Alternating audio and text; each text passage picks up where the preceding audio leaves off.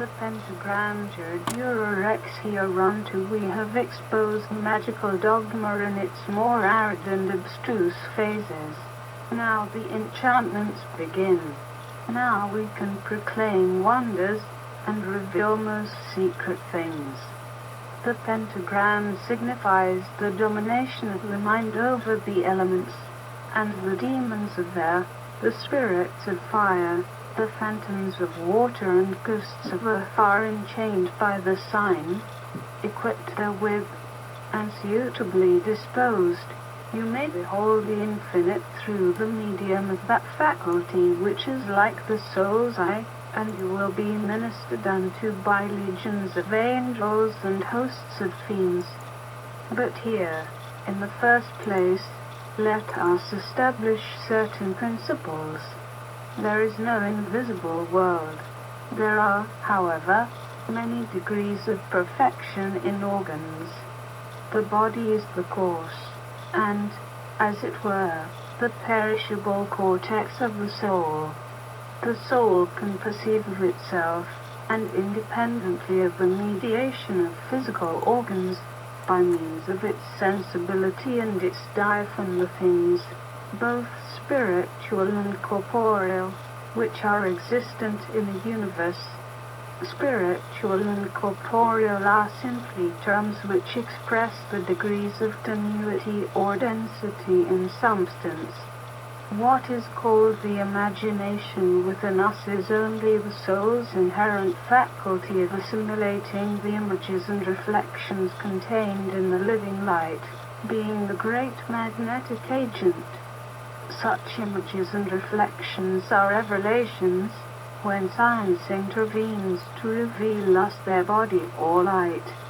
The man of genius differs from the dreamer, and the fool in this only, that his creations are analogous to truth, while those of the fool and the dreamer are lost reflections and buried images. Hence, for the wise man, to imagine is to see, as, for the magician, to speak is to create. It follows that, by means of the imagination, demons and spirits can be beheld really and in truth. But the imagination of the adept is diaphanous, whilst that of the crowd is opaque. The light of truth traverses the one as ordinary light passes through clear glass, and is refracted by the other, as when ordinary light impinges upon a vitreous block, full of scoria and foreign matter. That which most contributes to the errors of the vulgar is the reflection of depraved imaginations one in the other. But in virtue of positive science, the seer knows that what he imagines is true, and the event invariably confirms his vision. We shall state in the ritual after what manner this lucidity can be acquired. It is by means of this light that static visionaries place themselves in communication with all worlds, as so frequently occurred to Swedenborg, who notwithstanding was imperfectly lucid, seeing that he did not distinguish reflections from rays, and often intermingled chimerical fancies with his most admirable dreams. The Pentagram 25 we say dreams, because dream is the consequence of a natural and periodical ecstasy which we term sleep. To be in ecstasy is to sleep. Magnetic somnambulism is a production and direction of ecstasy. The errors which occur therein are occasioned by reflections from the diaphan of waking persons, and, above all, of the magnetizer. Dreamer's vision produced by the refraction of ray of truth. Chimerical fantasy is hallucination occasioned by reflection. The temptation of street Antony, with its nightmares and its monsters, represents the confusion of reflections with direct rays. So long as the soul struggles, it is reasonable. When it yields to this species of invading intoxication, it becomes mad. to disentangle the direct ray and separate it from the reflection. Such is the work of the initiate. Here let us state distinctly that this work is being performed continually in the world by some of the flower of mankind, that there is hence a permanent revelation by intuition, and that there is no insuperable barrier which separates souls, because there are no sudden interruptions, and no high walls in nature by which minds can be divided from one another. All is transition and blending, wherefore, assuming the perfectibility, if not infinite at least indefinite, of human faculties, it will be understood that every person can attain to see all, and therefore to know all. There is no void in nature. All is peopled. There is no true death in nature. All is alive. Seest thou that star? Asked Napoleon of Cardinal Fesch. No, sire. See it, said the emperor, and he most certainly did. When great men are accused of superstition, it is because they behold what remains unseen by the crowd. Men of genius differ from simple seers by their faculty of communicating sensibly to others that which they themselves perceive, and of making themselves believe by the force of enthusiasm and sympathy. Such persons are the media of the divine word. Let us now specify the manner in which visions operate. All forms correspond to ideas, and there is no idea which has not its proper and peculiar form. The primordial light, which is the vehicle of all ideas, is the mother of all forms, and transmits them from emanation to emanation, merely diminished or modified. 26. The doctrine of transcendental magic according to the density of the media. Secondary forms are reflections which return to the font of the emanated light. The forms of objects, being a modification of light, remain in the light, where the reflection consigns them. Hence the astral light, or terrestrial fluid, which we call the great magnetic agent, is saturated with all kinds of images or reflections. Now, our soul can evoke these and subject them to its diaphane, as the Kabbalists term it. Such images are always present before us, and are effaced only by the more powerful impressions of reality during waking hours, or by preoccupation of the mind, which makes our imagination inattentive to the fluidic panorama of the astral light. When we sleep, this spectacle presents itself spontaneously before us, and in this way dreams are produced, dreams vague and incoherent. Its ungoverning will do not remain active during the sleep, giving, even unconsciously to our intelligence, a direction to the dream, which then transforms into vision.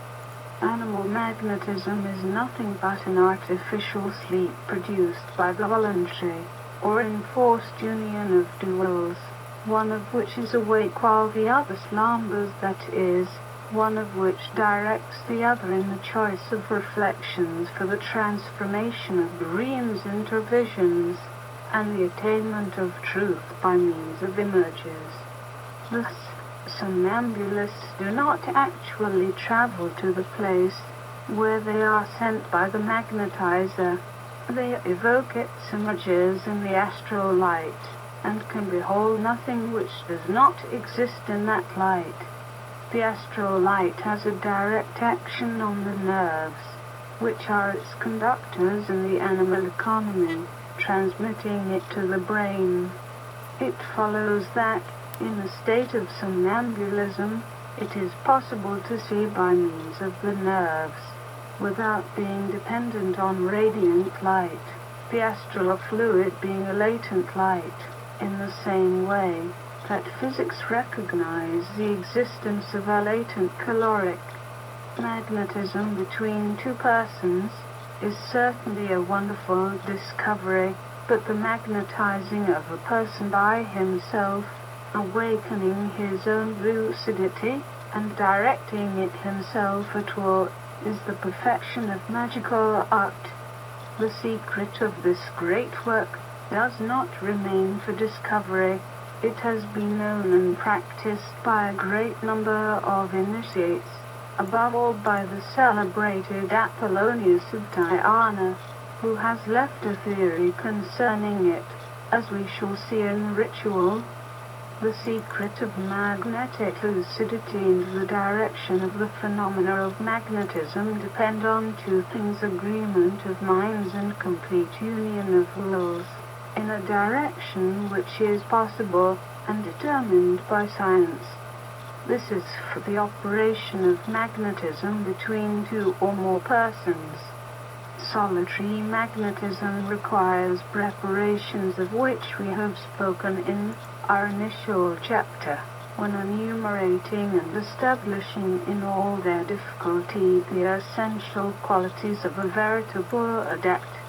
In the following chapters we shall elucidate further this important and fundamental point. The empire of will over the astral light, which is the physical soul of the four elements, is represented in magic by the pentagram placed at the head of this chapter.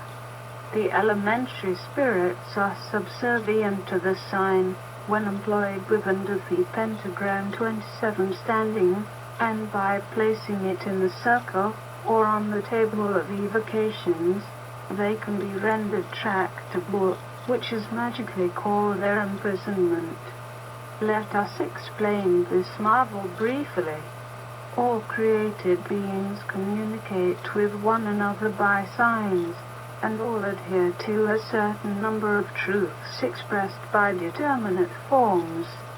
The perfection of forms increases in proportion to the emancipation of spirits, and those that are not overweighted by the chains of matter, recognized by intuition out of hand, whether a sign is the expression of a real power, or of a precipitate will.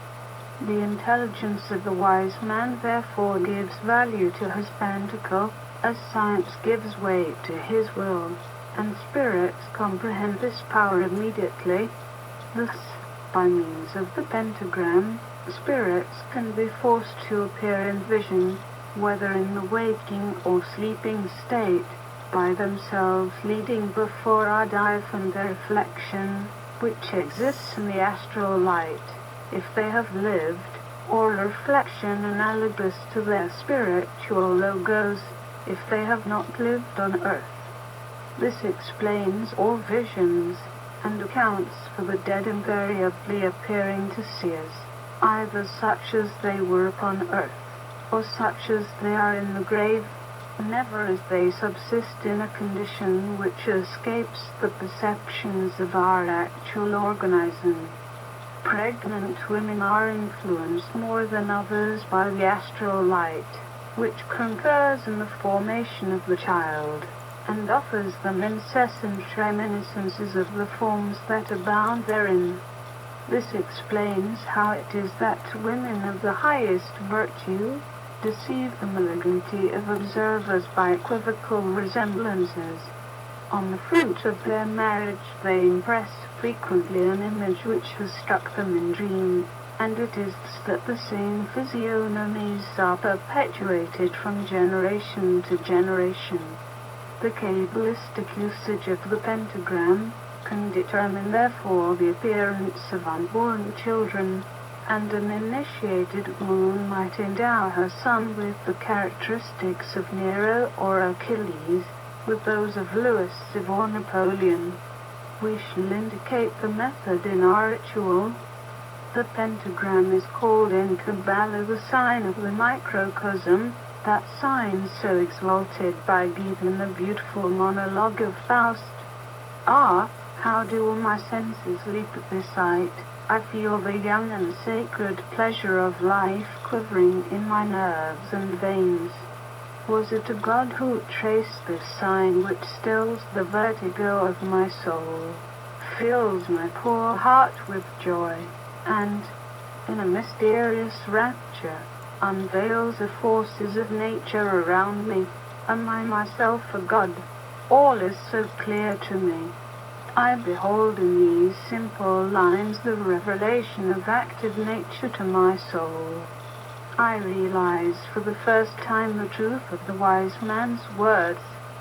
The world of spirits is not closed, thy senses obtuse, thy heart is dead. Arise, bath, O adept of science, thy breast, still enveloped by an earthly veil, in the splendors of the dawning day. Faust, Part ISC.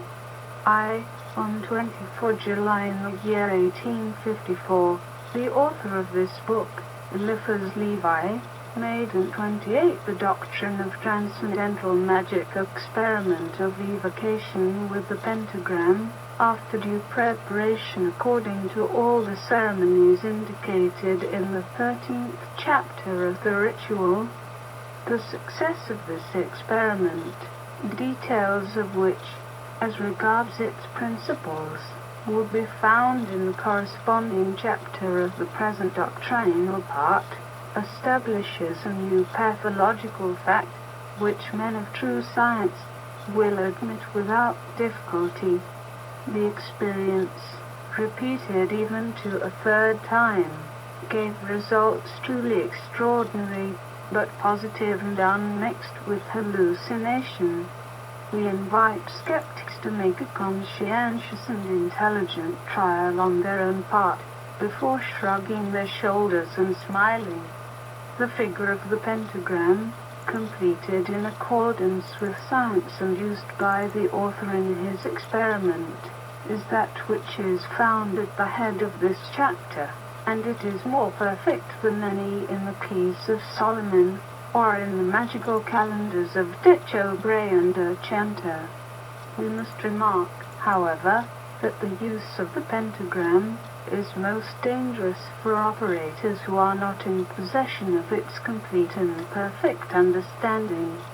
The direction of the points of the star is in no sense arbitrary, and may change the entire character of an operation, as we shall explain in the ritual. Paracelsus, that innovator in magic, who surpassed all other initiates in his unaided practical success, affirms that every magical figure and every cabalistic sign of the pentacles which compel spirits may be reduced to two, which are the synthesis of all the others. These are the sign of the macrocosm or the seal of Solomon, the form of which we have given already, and that of the microcosm, more potent even than the first, that is to say, the pentagram, of which he provides a most minute description in his occult philosophy. If it be asked how a sign can exercise so much power over spirits, we inquire in return why the whole Christian world bows down before that sign of the cross. The sign is nothing by itself, and has no force apart from the doctrine, of which it is the summary in the Logos. Now, a sign which summarizes, in their expression, all the occult forces of nature, a sign which has ever exhibited to elementary spirits, and others a power greater than their own, fills them naturally with respect and fear, enforcing their obedience by the empire of science, and a full over ignorance and weakness. By the pentagram also is measured the exact proportions of the great and unique Athena necessary to the confection of the philosophical stone, and the accomplishment of the great work. The most perfect alembic in which the quintessence can be elaborated is conformable to this figure, and the quintessence itself is represented by the sign of the pentagram. Brought to you by Yakotomi. Try it now with no advertisements.